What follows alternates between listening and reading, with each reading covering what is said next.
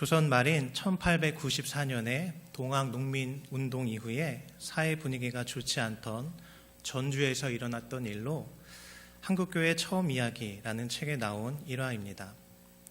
이 관군의 승리로 인해서 동학군들이 퇴각하기는 하였지만 이 혁명군들의 저항 본거지라고 할 수 있었던 전주에서 선교사들이 복음을 전하는 것은 결코 쉬운 일이 아니었습니다. 이 동학운동이 일어나기 1년 전이라고 할 수 있는 1893년 이 미국 남장로회 선교사들이 처음 전주에 내려왔을 때만 해도 이 새로운 도에 관심이 있는 사람들이 수백 명이 몰려오기도 하였습니다. 또 그 중에는 개종을 결심하고 세례를 받겠노라라고 결심한 사람들이 무려 10명 가까이나 되었습니다.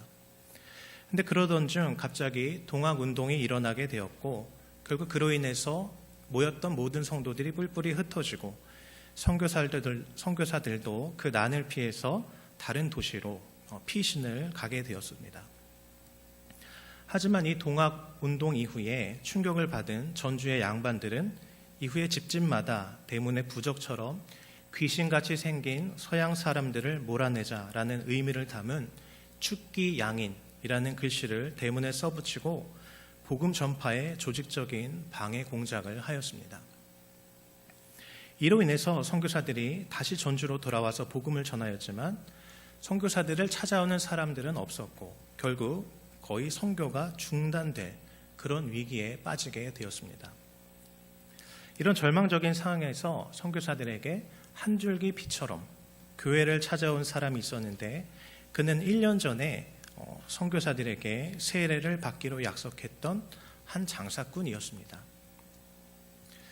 이 장사꾼은 주일이 장날과 겹치지 않는 한 주일 예배에 꼬박꼬박 참석을 하면서 열심을 다하였는데 무엇보다 그 집이 그 교회에서 100리나 먼 길이었기 때문에 매주 예배에 참석을 하는 그 열성 때문에 선교사들이 오히려 도전을 받기도 하였고 감동을 받고 또 선교에 대한 새로운 소망을 갖기도 하였습니다. 하지만 선교사들이 별과 같이 생각했던 그 장사꾼은 곧 본색을 드러내게 되고 선교사들이 절망에 빠지는 그런 상황이 벌어지게 되었습니다. 당시 전주에 있었던 선교사 중 한 명이었던 레이놀즈는 이 사건에 대해서 이렇게 기록을 하였습니다. 잘 나오던 한 줄기 빛과 같던 상인은 그 빛을 잃어버렸습니다. 몇 주간 순종하듯 잘 나오더니 한 번은 우리에게 와서 10달러를 달라고 하는 것이었습니다. 주일 예배에 빠지지 않고 나온 대가를 돈으로 계산해 달라라고 요구한 것이었습니다. 당시 우리의 심정이 어떠했겠습니까?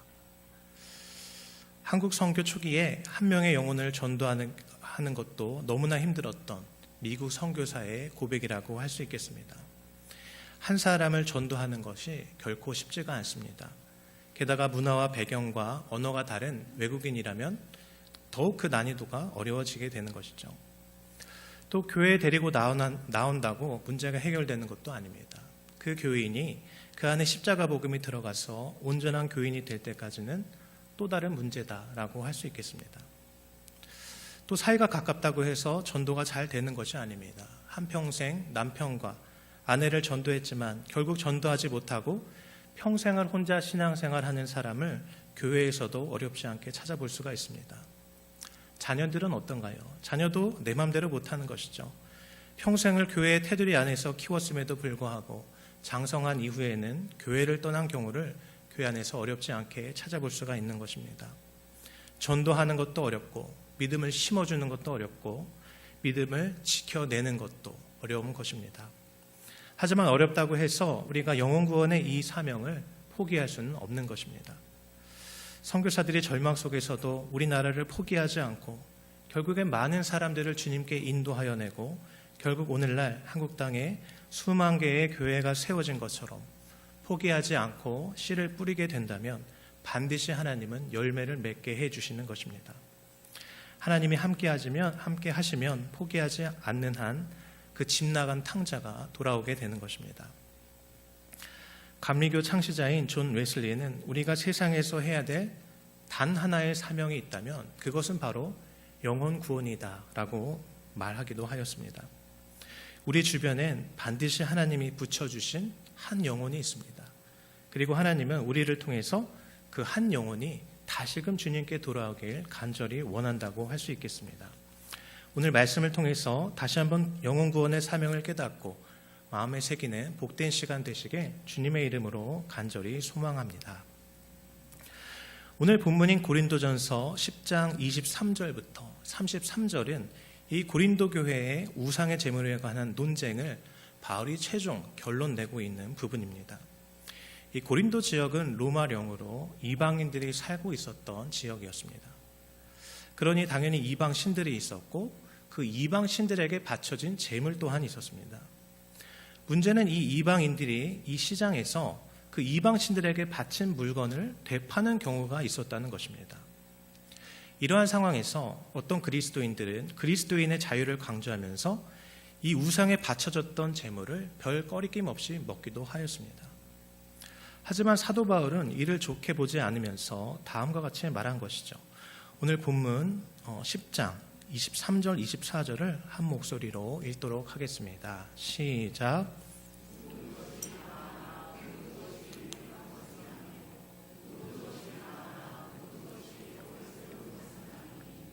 누구든지 자기의 유익을 구하지 말고 남의 유익을 구하라. 이 사도 바울이 여기서 말하고자 하는 것은 그리스도인들이 더 이상 율법에 얽매이지 않게 되는 그런 하나님이 주신 자유가 있지만 우상에 바쳐진 제물을 거리낌 없이 먹거나 혹은 우상의 제물이라고 무조건 먹지 않게 되는 경우에 그것이 유익하지 않을 때가 있고 또 사회에 덕이 되지 않는 경우도 있다고 말한 것입니다. 특히나 24절에 바울이 말한 이 남은 믿음이 아직 연약한 그리스도인이나 이방신을 믿고 있는 비그리스도인들을 말하는 것입니다. 먼저 그리스도인 된 사람들이 우상의 제물을 막 먹는 것을 보거나 혹은 무조건 거부하는 경우에는 그들이 오히려 시험에 들 수 있기 때문에 그 행동을 조심해야 한다고 말하고 있는 것입니다. 그러면서 바울은 구체적으로 우상의 제물을 먹어도 되는 경우와 먹지 않아야 하는 경우를 나누어서 조언을 하고 있습니다. 먼저 우상의 제물을 먹어도 되는 첫 번째 경우는 오늘 본문 25절과 26절에 기록하고 있습니다. 25절, 26절을 함께 읽겠습니다. 시작. 무릇 시장에서 파는 것은 양심을 위하여 묻지 말고 먹으라. 이는 땅과 거기 충만한 것이 주의 것임이라. 아멘. 이 바울 사도는 시장에서 파는 물건은 이것이 우상의 제물인지 그 상인에게 묻거나 하지 말고 그냥 먹으라라고 권면을 하고 있습니다. 괜히 우상의 제물인 것을 스스로 알게 되면 내 양심상 이것이 거리끼는 것이 되어서 불편하게 되니까 그렇게 하지 말고 땅에 있는 모든 것이 하나님의 창조물이니 감사함으로 먹으라라고 얘기한 것입니다. 이어서 우상의 제물을 먹어도 되는 두 번째 경우가 27절에 기록이 됩니다. 27절을 함께 읽겠습니다. 시작. 불신자 중 누가 너희를 청할 때에 너희가 가고자 하거든 너희 앞에 차려놓은 것이 무엇이든지 양심을 위하여 묻지 말고 먹으라. 믿지 않는 사람들이 집을 방문할 때에 믿지 않는 사람들의 집에 그리스도인들이 방문하게 될 때에 굳이 이것이 어떤 것이냐, 우상의 제물이냐라고 묻지 말라는 것입니다. 그냥 먹으라고 권면하고 있는 것이죠. 나름대로 그 비그리스도인들이 그리스도인들에게 정성껏 접대한 것인데 그것이 우상의 제물이면 어떠하냐라고 얘기한 것이죠. 그래서 이 두 가지 상황을 정리해 본다면 한마디로 먹는 것에 대해서 너무 까탈스럽게 굴지 말라고 얘기한 것입니다. 그리스도인은 삶의 모범이 되어야 하는 사람들입니다. 그런데 믿음이 있다고 시장에 가서는 먹는 걸로 이것저것 캐물어 보면서 상인들이 좋아하지 않는 질문들을 하고 또 생존을 위해서 우상의 제물을 팔 수 없는 그 사람들의 마음을 헤아리지 못하면서 그렇게 불편하게 행동하지 말라는 것입니다. 또 손님으로 접대를 받을 때에도 까탈스럽게 굴지 말고 주는 대로 먹으라고 얘기하고 있는 것입니다. 손님으로 가서까지 그것이 우상의 제물인지 아닌지를 판별하면서 물어보게 되면 그 이방인의 입장에서는 다시는 그리스도인을 초대하고 싶지 않은 마음이 들게 되기 때문입니다. 이어서 28절에는 그럼에도 불구하고 이 우상의 제물을 먹지 말아야 하는 경우에 대해서 바울 사도가 얘기하고 있습니다. 본문 28절을 함께 읽겠습니다. 시작.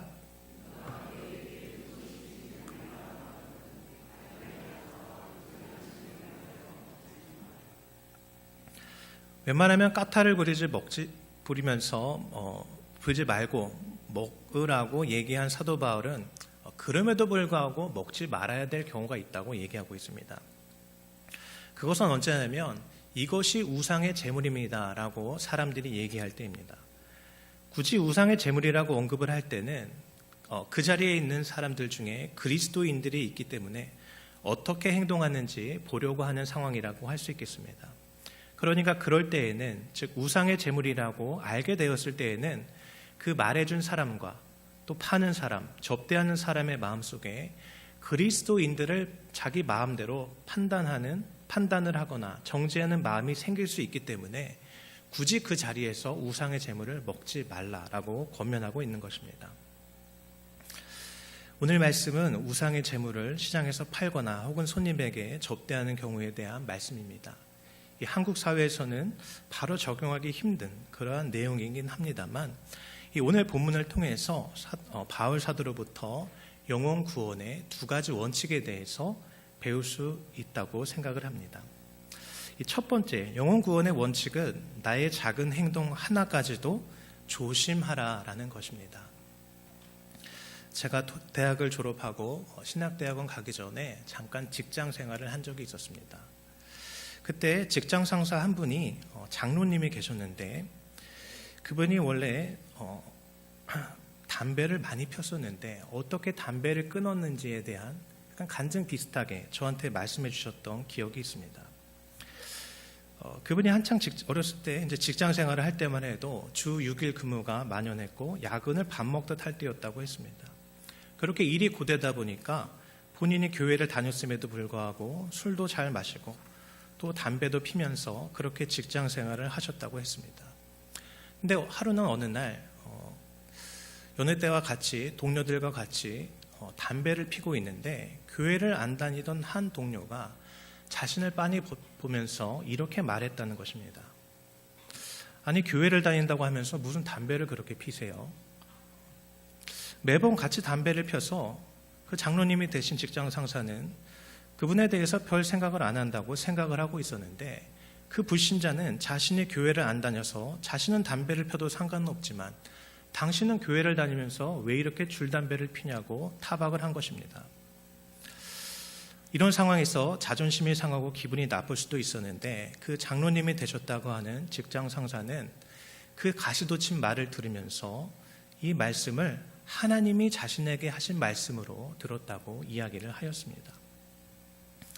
스스로도 내심 교회를 다니면서 담배를 피는 자신이 굉장히 한심하다고 느꼈었는데, 불신자가 그렇게 강하게 말을 해주니까 정신이 번쩍 들더라라는 것입니다.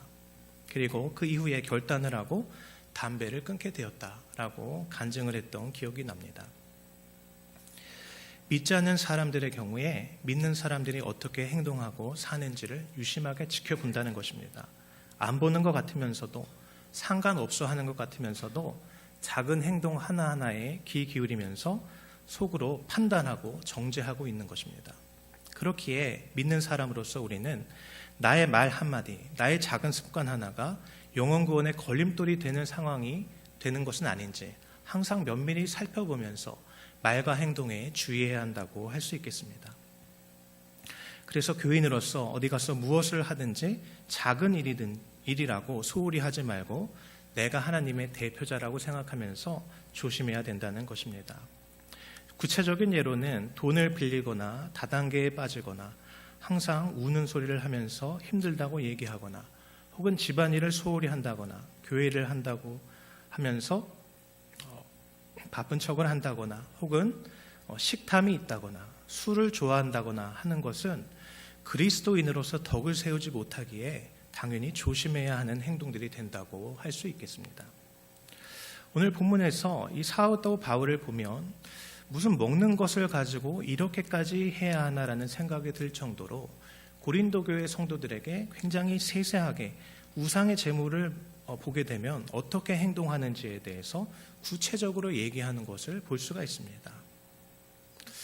하지만 그만큼 영혼 구원이라는 힘든 사명 앞에 바울 사도는 작은 행동, 말 한마디까지도 조심하면서 믿지 않은 사람들의 마음을 얻기 위해서 최선을 다했다는 것을 말해주고 있는 것입니다.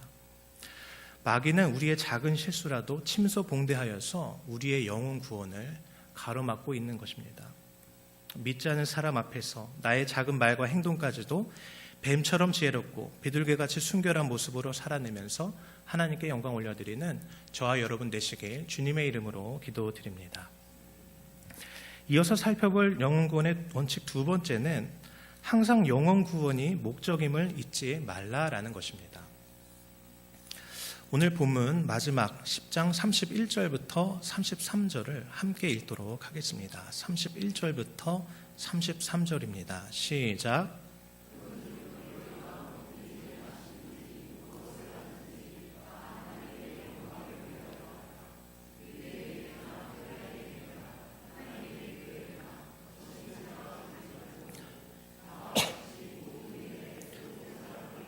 위하여 자신의 유익을 구하지 아니하고 많은 사람의 유익을 구하여 그들로 구원을 받게 하라.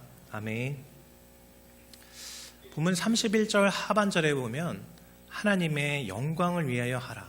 무엇을 하든지 하나님의 영광을 위하여 하라라는 대목이 있습니다. 굉장히 추상적인 표현이라고 할 수 있는데 이것이 결국에는 무엇을 말하는가? 구체적으로는 33절 하반절에 그들로 구원을 받게 하라라는 말과 같다고 할 수 있겠습니다. 하나님의 인간의 행위를 통해서 영광 받으시는 것 중에 잃어버린 한 영혼을 주님께 되돌리는 것보다 더 중요한 것은 없기 때문입니다.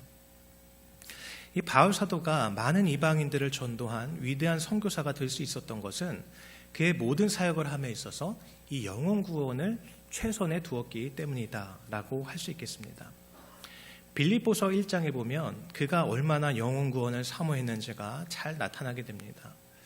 그 당시 바울은 위대한 선교사로서 그 당시에도 유명했는데 바울이 감옥에 들어가게 되자 그 바울을 질투했던 많은 그리스도인들이 바울이 감옥에 갇히게 된 것을 기뻐하면서 바울보다 더 열심히 내가 많은 사람을 전도하겠다고 하면서 열심을 내면서 복음을 전하게 되었습니다. 근데 바울이 감옥 안에서 그 이야기를 듣고도 억울할 수밖에 없는 그런 상황 속에서도 기뻐했다고 성경은 기록을 하고 있습니다. 빌립보서 1장 17절과 18절입니다. 제가 읽도록 하겠습니다. 그들은 나의 매임에 괴로움을 더하게 할 줄로 생각하여 순수하지 못하게 다툼으로 그리스도를 전파하느니라. 그러면 무엇이냐? 거칠애로 하나 참으로 하나 무슨 방도로 하든지 전파되는 것은 그리스도니 이로써 나는 기뻐하고 또한 기뻐하리라. 아멘. 사람들이 자신을 비방하고 감옥에 갇힌 것을 조롱을 해도 이로써 나는 열심을 내는 이로 인해서 오히려 열심을 내는 사람들이 있기 때문에 복음이 전파되고 있으니 나는 그럼에도 불구하고 기뻐한다라고 고백을 한 것입니다. 그러므로 사도 바울은 자신의 명예나 자존심보다 어떤 상황에서도 예수 그리스도의 복음이 또 영혼 구원이 가장 귀한 사명임을 잊지 않았다고 할 수 있겠습니다. 그렇기 때문에 하나님께 귀한 그런 사명을 받아서 훌륭하게 쓰임을 받은 것입니다. 오늘 말씀을 마무리하면서 설교에 언급했던 한국교회 처음 이야기에 나오는 다른 에피소드를 나누고 오늘 말씀을 마치고자 합니다. 한국 선교 초기에 1892년에 인천에서 있었던 일입니다. 당시 미국 감리회 소속의 존스 선교사가 인천에 파송되어서 사역을 하였지만 좀처럼 사람들을 전도할 수가 없었습니다. 인천 사람들의 마음을 얻기가 참으로 어려웠기 때문입니다. 그때 인천에 살고 있던 또 그 교회에 나오던 이명숙이라는 한 여인이 선교사에게 찾아와서 교회에서 혹시 개모임을 하나 만들어 보는 것이 어떠냐고 의견을 냈습니다. 당시에 개는 목돈을 타는 것도 목적이었지만 힘없는 사람들끼리 조직을 만들어서 서로를 보호하는 목적도 있었습니다. 선교사님도 처음 그 이야기를 듣고 반신반의했지만 워낙 사람들을 모으는 것이 힘들었기 때문에 일단 뭐라도 해보자 하면서 그것을 승낙을 한 것이죠. 근데 교회에서 개를 한다고 하니까 선교사들이 이 개 모임의 뒤를 봐준다라는 소문이 돌아서 삽시간에 사람들이 몰려들게 되었습니다. 특히나 조선 말기 시대가 뒤숭숭하고 사람들을 믿기 어려운 상황이었기 때문에 선교사가 하는 곳이라면 별일이 있겠느냐 하면서 사람들이 안심하고 그 개 모임에 찾아온 것입니다. 결국 그 개 모임은 교인 늘어나서 50명으로 늘어나게 되었고 교인이 50명이 되는 그런 일이 벌어지게 된 것이었습니다. 근데 문제는 갯날이 주일이 되었고 게른하는 장소가 예배당이 되었다는 것입니다.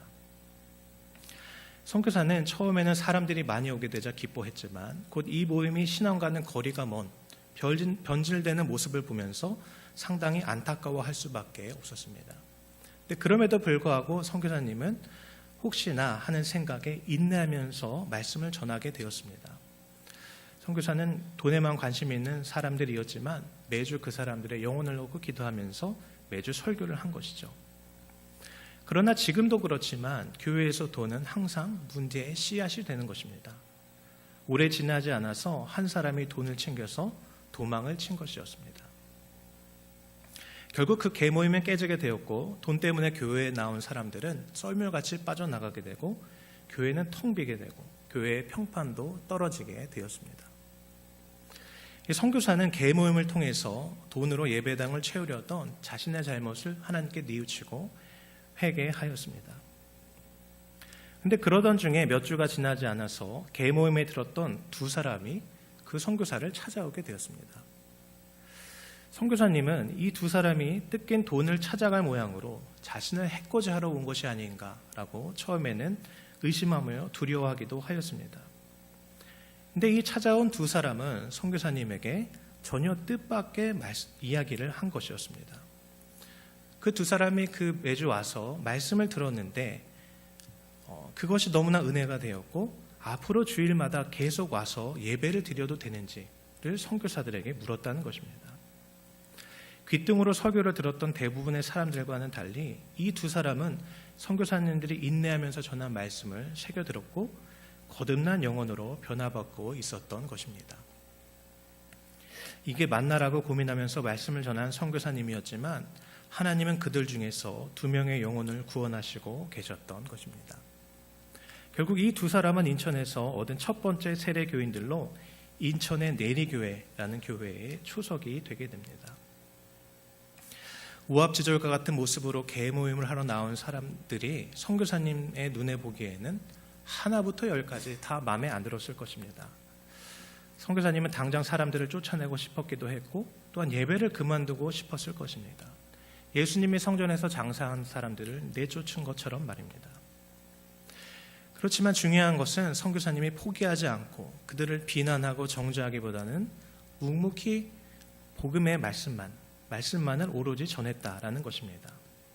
왜냐하면 영혼 구원을 가장 중요한 목적으로 두었기에 가능한 이야기였다라는 것입니다. 고린도전서 8장 1절에서는 사도 바울이 이렇게 고백을 합니다. 우상의 제물에 대하여는 우리가 다 지식이 있는 줄을 아나 지식은 교만하게 하며 사랑은 덕을 세우나니. 다른 사람을 판단하고 평가하는 것은 교만하게 하기 때문에 열매가 맺을 수 없지만 사랑을 하는 사람은 덕을 세우기 때문에 결국은 그 영혼을 구원하게 된다는 것입니다. 죄와 허물로 죽을 수밖에 없는 날 위에 십자가에 돌아가신 예수님의 사랑이 내 안에 가득하게 되고 또 그 십자가 사랑이 흘러 넘칠 때에 한 영혼이 주님께로 돌아온다고 할 수 있겠습니다. 2026년 한 해 시작한 지 벌써 한 달이 지나고 2월 중순으로 넘어가고 있습니다. 여러분은 이번 한 해를 시작하면서 어떤 목표를 세우셨습니까? 다이어트를 하면서 건강해지는 것 물론 중요합니다. 또 저축을 하면서 미래를 준비하고 우리의 자녀들을 위해 준비하는 것도 중요하다고 할 수 있습니다. 또 말씀과 기도로 경건 생활을 하면서 매일매일의 삶을 주님과 동행하는 것도 너무나 중요한 것입니다. 하지만 이보다 더 중요하고 시급한 과제는 세상에서 방황하는 믿지 않는 나의 사랑하는 가족, 친척 그리고 이웃이 주님께 돌아오는 것이다 라고 할 수 있겠습니다. 왜냐하면 주님께서 바로 이 일을 위해서 십자가에 대신 달려 돌아가셨기 때문입니다. 오늘은 일본 선교를 떠난 선교팀을 생각하면서 또 우리를 위해 고생하신 선교사님들의 이야기와 영혼 구원에 관한 주제로 말씀을 전했습니다. 우리 한국의 그리스도인들 모두는 이 이름도 출신도 알 수 없는 수많은 선교사들의 헌신과 사랑의 열매라고 할 수 있겠습니다.